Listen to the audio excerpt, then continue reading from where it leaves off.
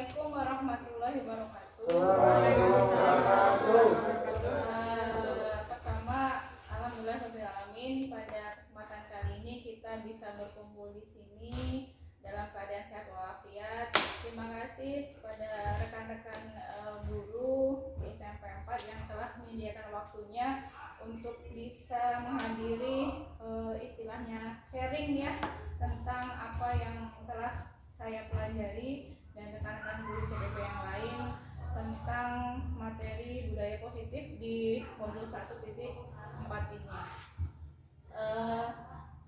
Alhamdulillah rabbil alamin, kegiatan CGP ini sudah berlangsung selama 3,5 bulan dan pada kali ini kami diminta, atau khususnya saya diminta untuk bisa menyampaikan tentang apa itu budaya positif.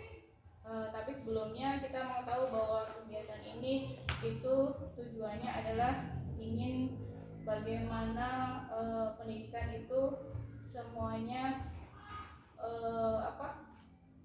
mengarah pada kebutuhan dari murid-murid kita. Di sini menurut Ki Hajar Dewantara mengarah pendidikan pada murid itu cenderungnya bagaimana kita bisa membuat rasa merdeka dan bahagia saat kegiatan belajar di sekolah. Kemudian di sini lebih khusus pada penyampaian budaya positif. Budaya positif ialah nilai-nilai, keyakinan-keyakinan dan kebiasaan-kebiasaan di sekolah yang berpihak pada murid agar murid dapat berkembang menjadi pribadi yang kritis, penuh hormat dan bertanggung jawab.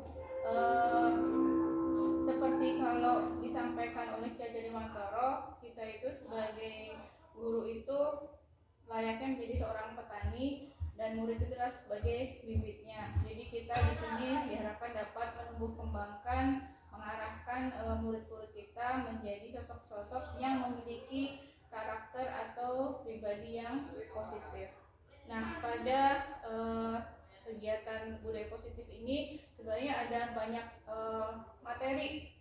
Ada 6 diantaranya tentang perubahan paradigma stimulus respon lawan teori kontrol, kemudian arti disiplin dan motivasi perilaku manusia, kemudian tentang keyakinan kelas, 4 kebutuhan dasar manusia, 5 posisi kontrol, dan terakhir itu adalah segitiga restitusi. Nah, di sini yang pertama saya sekilas saja menyampaikan, sudah saya sampaikan ke rekan-rekan semuanya lewat file yang sudah saya kirimkan dari WA atau berupa kertas yang sudah saya berikan ke Bapak Ibu, menyampaikan bahwa kadang-kadang kita sebagai guru itu harus bisa sebagai pengontrol atas murid-murid kita. Jadi di sini dikatakan dengan namanya ilusi kontrol. Ilusi itu di sini guru mengontrol murid, ilusi bahwa kritik dan membuat orang merasa bersalah dapat menguatkan karakter, dan ilusi bahwa semua penguatan efektif itu bermanfaat dan kita itu sebagai orang dewasa memilih hak untuk memaksa. Tapi penerapannya tergantung bagaimana terhadap masalah yang muncul. Kemudian yang kedua tentang disiplin. Nah, disiplin ini biasanya diterapkan di sekolah kita itu biasanya pada peraturan sekolah. Kita sudah ada peraturan dari A sampai Z tentang cara berpakaian, disiplin waktu, kemudian bersopan santun dan sebagainya. Tapi cenderungnya itu menuju pada sebuah hukuman, menghukum kalau ada namanya suatu pelanggaran atau kesalahan. Nah, di sini kebanyakannya siswa-siswa itu dia melaksanakan disiplin atau peraturan itu diakibatkan karena menghindari namanya suatu hukuman atau karena ingin suatu penghargaan. Nah, bagaimana kita sebagai saya salah satunya CGP di SMP 4 ini mencoba untuk men-sharekan atau menyampaikan bahwa pemberian hukuman atau karena suatu penghargaan itu bukan hal yang baik ke depannya, karena dia hanya ingin menghindari dari hukuman atau ingin mendapatkan istilahnya penghargaan. Kemudian budaya positif ini bisa terbentuk mulai dari peraturan kelas, kemudian menaik pada keyakinan kelas, dan akan tercipta namanya lingkungan positif dan budaya positif. Kita sebenarnya di sekolah itu sudah banyak menerapkan budaya positif yang sudah berjalan, di antaranya 5S, senyum, sapa, salam, sopan dan santun saat siswa datang ke sekolah dan disambut oleh Bapak Ibu guru. Kedua yaitu ada setiap hari Jumat ada doa bersama, sebelumnya ada kegiatan sholat duha, kemudian baca surat Yasin. Kemudian Sabtu bersih, kita sudah bersama-sama di jam pertama awal melakukan kebersihan lingkungan sekolah. Dan untuk setiap harinya kita sudah mengetahui dan kita sering jalankan sebelum kita mulai pelajaran, ada kegiatan membaca Asmaul Husna. Kemudian di selang waktu hari kita membudayakan anak itu untuk literasi atau membaca, karena membaca ini menurut sekarang kondisinya itu sangat berkurang. Anak-anak lebih suka melihat video daripada membaca, padahal awal dari belajar itu adalah membaca terlebih dahulu. Kemudian bisa juga untuk menumbuhkan semangat kita menyanyikan lagu-lagu nasional atau lagu-lagu daerah. Nah, dari sana yang pasti tadi kembali lagi untuk menumbuhkan budaya positif, kita awalnya dari namanya keyakinan kelas. Keyakinan kelas ini kita perlukan agar anak itu memiliki motivasi dari dalam diri dahulu. Jadi motivasi yang dia itu bukan karena menghindari hukuman atau mendapat penghargaan, tetapi bagaimana dia menjadi pribadi yang positif, layaknya seperti mungkin Bapak Ibu ketahui kalau kita memakai helm. Sebenarnya kan memakai helm itu bukan karena takut ditilang atau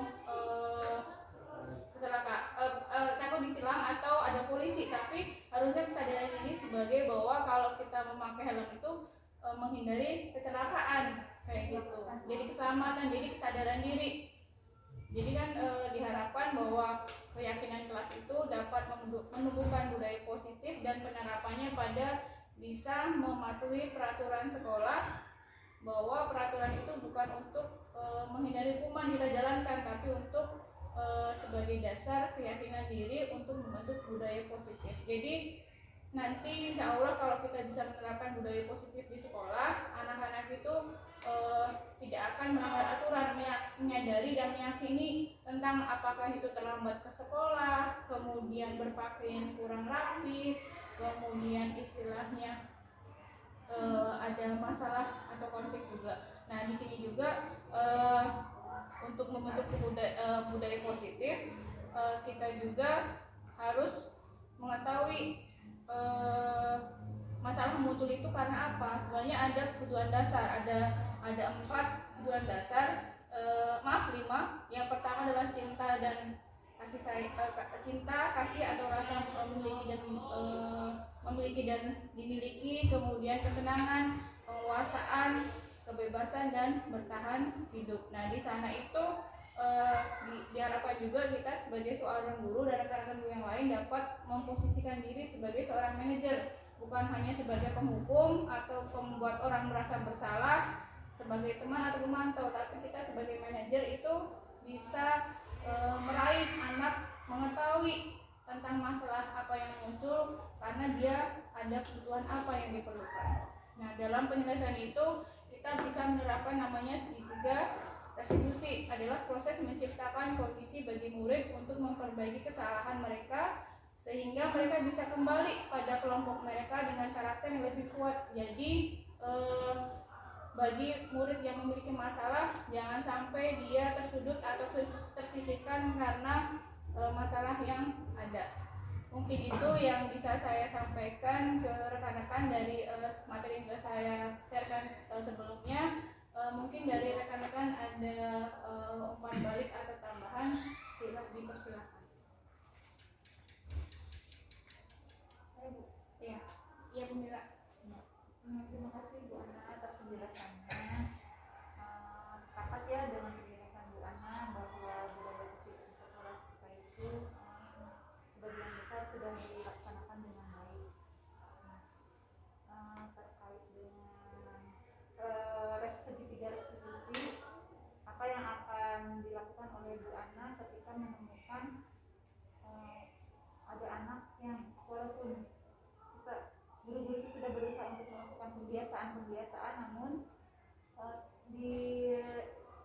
lain waktu itu ada aja anak yang tidak disiplin. Nah, apa yang akan Bu Ana lakukan? Baik, terima kasih Bu Mila. Nah, untuk pembudayaan budaya disiplin, padahal guru lain sudah bagaimana meraihnya. Mungkin dalam meraihnya kepada murid tersebut masih kurang pendekatan. Kita harus mengenal dulu anak ini, murid ini sebenarnya dari latar belakangnya bagaimana. Apakah dia dari keluarga yang mampu, kemudian apakah dari keluarga yang broken home. Dari sanalah tadi dihubungkan dengan kebutuhan dasar. Kadang-kadang kan anak melakukan suatu kesalahan itu bukan karena ingin mencari sensasi, tapi ingin istilahnya ada kebutuhan yang dia pengen terpenuhi seperti itu. Jadi kita harus melakukan pendekatan. Mungkin kalau seandainya secara di depan umum kita nggak mungkin menyalahkan atau menegur. Jadi kita mencoba untuk sharing empat mata, menanyakan apa penyebabnya dan bagaimana kedepannya akan menjadi lebih baik seperti itu. Sedikit inilah Bu Ana ya.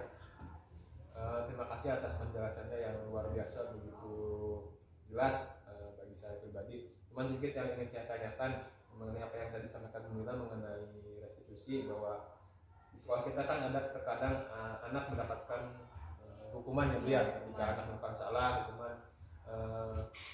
Bagaimana penerapan di sekolah kita ketika anak salah menerapkan kepada anak ini membedakan antara sanksi dan hukuman ini seperti apa? Misalkan anak ketika di awal kita sudah menyepakati di kelas, kesepakatan kelas, misalkan ketika jadwal pelajaran mata pelajaran A misalkan tiba-tiba siswa terlambat karena adanya konsekuensi atau sanksi, dia misalkan harus lari 2 putaran. Nah, ini untuk pemahaman agar keyakinan kelas ini tetap jalan, kemudian ke anak ini bisa membedakan antara hukuman dan sanksi itu akan seperti apa?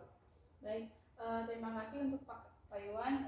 Jadi jika tadi kan kasusnya ada anak yang terlambat, kemudian diberikan hukuman untuk keliling lapangan, padahal dia ada pelajaran yang lainnya. Nah, kalau melihat dari sisi tersebut, anak ini sebenarnya mendapatkan hukuman atas keterlambatannya datang ke kelas. Cuman kalau dibalikan lagi ke sanksi atau kesepakatan kelas, itu kan jadi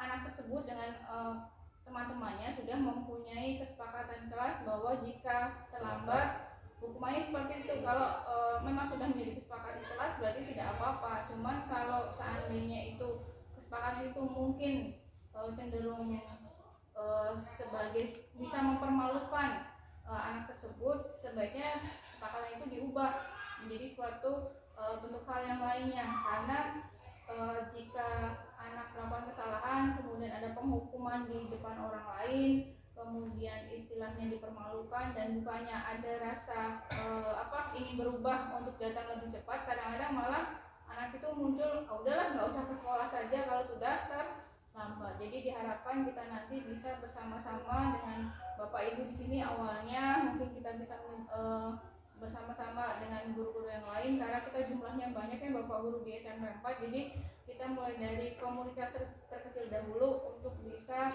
membudayakan budaya positif di sekolah dengan kesepakatan kelas yang akan kita jalankan. Mungkin itu saja yang dapat saya sampaikan. Terima kasih untuk waktu yang Bapak Ibu berikan untuk bisa mendengarkan istilahnya apa yang sudah kami pelajari di modul titik 4 ini. Terima kasih. SMP 4 maju bersatu, raih prestasi. Wassalamualaikum warahmatullahi wabarakatuh. Waalaikumsalam warahmatullahi wabarakatuh. Waalaikumsalam warahmatullahi wabarakatuh. Baik, selamat siang semuanya. Gimana kabarnya? Sehat ya. Oke, di sini Ibu mengganggu waktunya sebentar kalian untuk ada sedikit hal yang perlu Ibu sampaikan kepada kalian sehubungan dengan pelatihan Ibu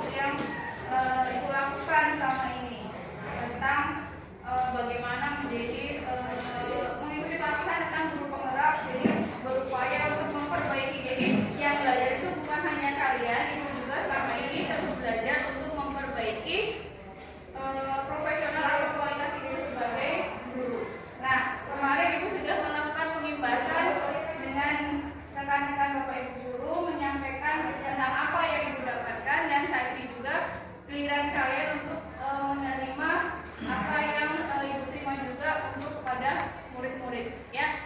Nah, kali ini ibu akan menyampaikan tentang materi namanya adalah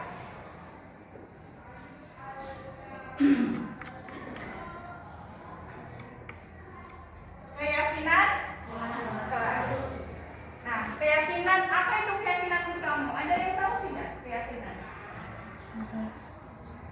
Belum ya, belum dibayangkan. Nah, sekarang apa bedanya kalau kamu dengar peraturan? Peraturan menurut kamu apa peraturan itu?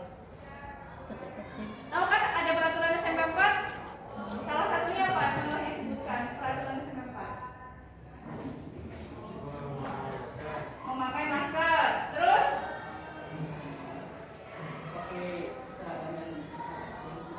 Pakai seragam sudah ditetapkan. Terus next disiplin. Nah, itu termasuk dalam pada peraturan kelas. Tetapi sebelum kita mengajak ke peraturan, kita di sini ibu mencoba menyampaikan kenapa tidak dengan keyakinan terlebih dahulu. Nah, karena apa? Namanya gini. Kalau suatu peraturan sekolah, biasanya kamu melakukannya itu karena ada tujuan. Tujuannya satu, menghindari hukuman, ya kan?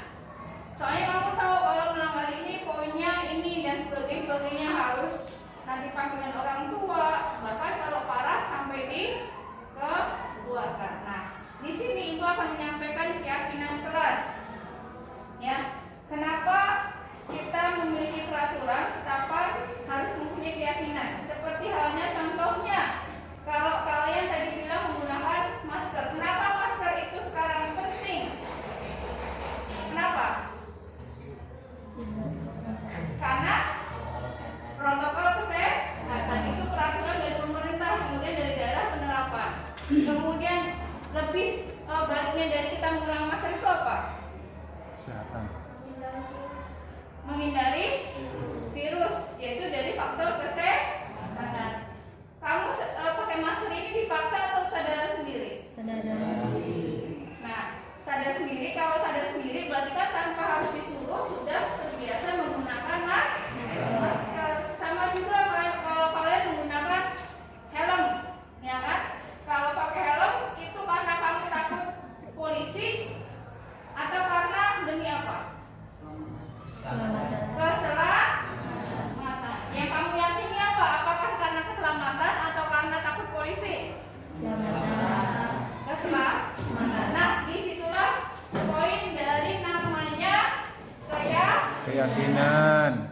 yang mendasari suatu perbuatan karena kamu udah percaya oh itu bagus. Sedangkan kalau karena pakai helm karena takut pada polisi itu namanya peraturan karena kamu takut akan hukuman atau tilang seperti itu.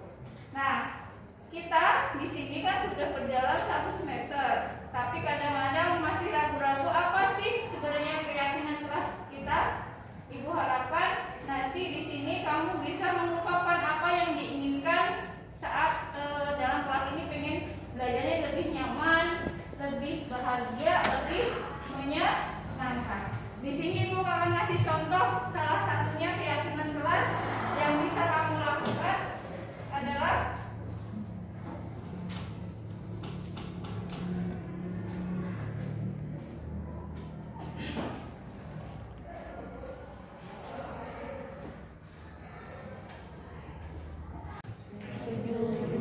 jam 7 harus sudah ada, tapi berarti sebelumnya harus sudah datang jam minimal ya 6:45. Itu contoh pertamanya.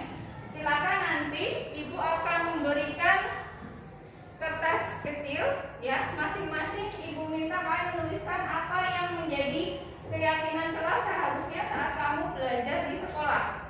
Ya, paham? Oke. Silahkan ditulis, nggak usah pakai nama. Nanti kita akan mencoba mencari apa sih yang menjadi keyakinan kelas kita bersama. Kamu menginginkan kelas seperti apa saat belajar?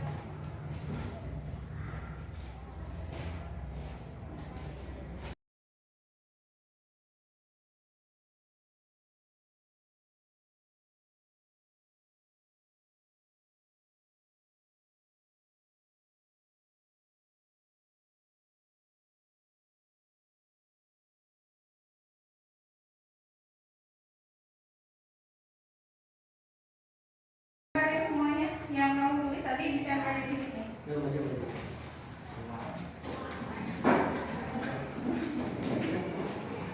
Yang perempuannya juga ayo maju ditempelin.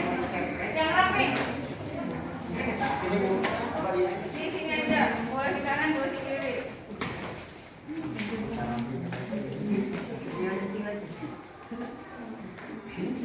Sok yang sudah boleh duduk. Cewek boleh sebelah kiri.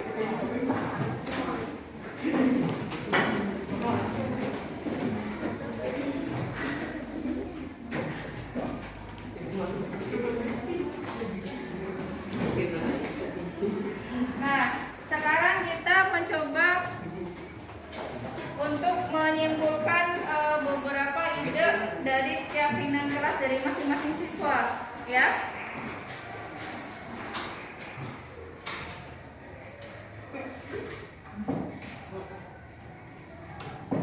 Dari beberapa ini akan kita simpulkan jadi satu. Yang pertama ini banyak tentang kebersihan kelas. Ibu gabungkan jadi satu, ini yang termasuk pada kebersihan kelas.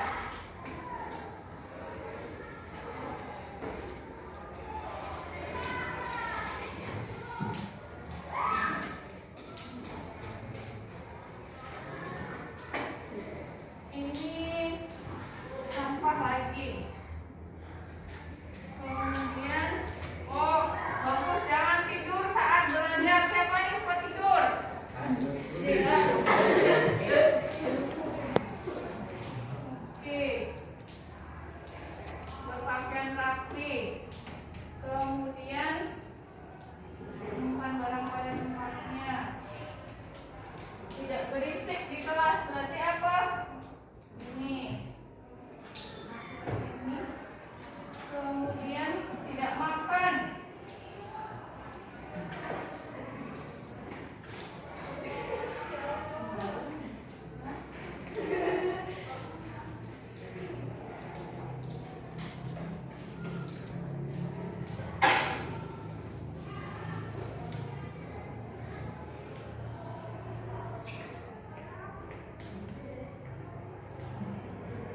Nah, ternyata setelah ibu kelompokkan itu ada 1, 2, 3, 4, 5, 6, dan 7.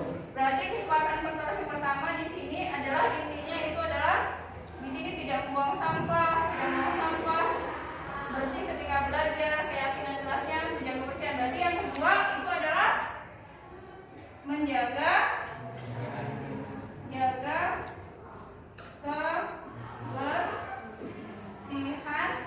di dalam kelas. Kemudian kesepakatan yang kedua yang ini tuh, tidak ngobrol, tidak berisik, tidak keluar kelas. Berarti apa? Kesepakatannya yang ketiga disimpulkan jika guru menjelaskan, murid apa? Tidak